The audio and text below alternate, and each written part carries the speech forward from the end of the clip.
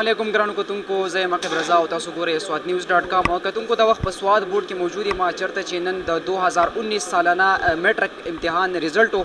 هم په دغه لړ کې سټوډنټس سره ولاړ دي کوم چې آرټس چې کوم ګروپ دی د هغې فرست پوزیشن هولډر کوم چې د بونیر ګورنمنټ ګرل های سکول بګړه بونیر سره تعلق ساتي. السلام علیکم. وعلیکم السلام. څه احساسات مو دي چې فرست پوزیشن تاسو واغست په آرټس کې؟ ډېر زیات خوشحاله یم. زه د الله پاک ډېر زیات شکریا ادا کوم او د خپل ټیچر د خپل پیرنټس. زه نن دلته ولاړم، زه د خپل پیرنټس د محنت د وجې د دوی د دعاګانو د وجې او د ټیچر د محنت د وجې دعاګانو د وجې زه دلته ولاړم. هغه سټوډنټ ته به څه پیغام ورکول غواړئ کوم چې په راتلونکي وخت کې به هغوی ایګزامز ورکوي د هغوی اوس هر څه په محنت کې دي چې هغوی هم محنت وکړي. زما هغوی ته دا میسج دی تاسو محنت وکړئ او خپل ټایمه سیمه ضایع کوئ او محنت وکړئ نو انشاءالله هغوی پوزیشن واخلي. چې کوم سیکنډ پوزیشن هولډر ده هغه را سره موجود ده، د دوی سره به خبرې اترې کوو. السلام علیکم. څه احساسات لرئ په دا وخت؟ څه فیل کوئ تاسو سیکنډ پوزیشن راغلی دی، څه به ویل غواړئ؟ زه دا ویل غواړم چې زه نن ډېره خوشحاله یم. دا زما د مور پلار دعاګانې دي، زما د استادانو محنت دی، خاص کر زموږ د میډم صاحب زموږ سره ډېر محنت کړی دی، زموږ ته ډېر دغه کړاوونه را سره کړي. کوم چې پوزیشن هولډر سره تاسو ملاو شوئ د هغې میډم را سره د وخت موجود ده. جی السلام علیکم. څه پیغام به ورکول غواړئ سټوډنټس ته او په دې کامیابۍ باندې څومره خوشحاله یئ؟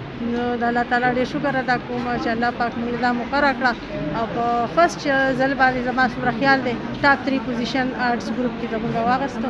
د الله ډېر شکر گزار یو او زموږ دا پیغام دی چې د ټایم پابندي او محنت دا دواړه څیزونه چې یو ځای شي نو انشاءالله هر څوک کامیابي حاصلولی شي. دا به راته ووایې کوم چې څنګه چې لکه موږ اوس اناونسمنټ واورېده ټول چې کوم ټاپ 3 پوزیشن هولډر چې دی هغه ستاسو سکول سره تعلق ساتي، د دې اصل وجه څه ده او څه داسې په تاسو کې هغه کوالټیز دي چې د هغې د وجې تاسو ټاپ 3 پوزیشن حاصل کړو؟ الحمدلله موږ 2 ځله KPK کې هم ایوارډ اخیستی دی. د چیف منسټر صاحب یو ځل موږ له راکړی دی، یو ځل پرایم منسټر صاحب عمران خان صاحب هم موږ له راکړی. زموږ په صوبه کې هم 4 پوزیشن اخیستی دی، یو ځل 4 یو ځل 5 او موږ د ټایم پابندي ساتو. دغه شان محنت، ډېر محنت او د ټایم پابندي دا دواړه څیزونه چې دي الله پاک زموږ کامیابي راکړي. دا وخت را سره په آرټس ګروپ کې کوم 3rd پوزیشن هولډر را سره موجود ده، د دوی سره به هم خبرې اترې کوو. السلام علیکم. وعلیکم السلام. خپل نوم راته ووایه او څه احساسات لرئ؟ زما نوم بشرا دی. څومره خوشحاله یې خپل په دې پوزیشن باندې؟ موږ نن ډېر زیات خوشحاله یو. او جی کتونکو تاسو د دوی دا خبرې واورېدې. دا و زموږ نننی پروګرام. تر بل پروګرام پورې خپل کوربه عقیب رضا له اجازت ورکوئ. د الله په امان.